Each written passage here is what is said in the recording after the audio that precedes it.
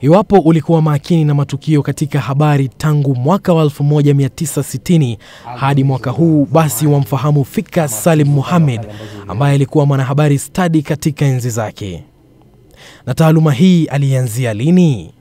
Nikaandikwa kazi ya utangazaji Februari mwaka 1961. Baada ya kuchagua wanahabari, Salim aliendeleza taaluma hii bila kujua atakuwa miongoni mwa sauti za kutajika katika ulingo wa wanahabari nchini.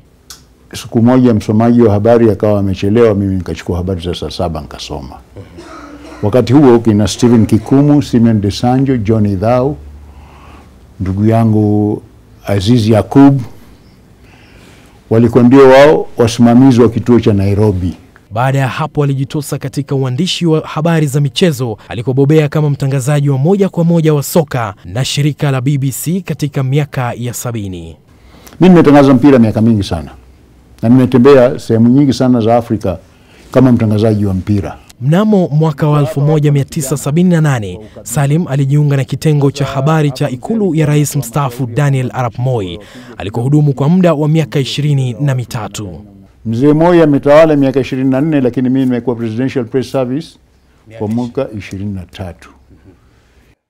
Rais mstaafu alimtunukia tuzo la huduma ya muda mrefu almaarufu Long Service Award. Baada ya kustaafu katika idara ya utangazaji wa ikulu, Salim alihudumu kama msimamizi wa idhaa ya Ikra FM kwa muda wa miaka 10 na kustaafu tena mwaka 2012. Bila shaka akiwa na zaidi ya miaka 50 katika taaluma hii, Salim Mohamed anaohusia kwa chipukizi. Ikiwa unataka kitu na umekubali, fanya bidii.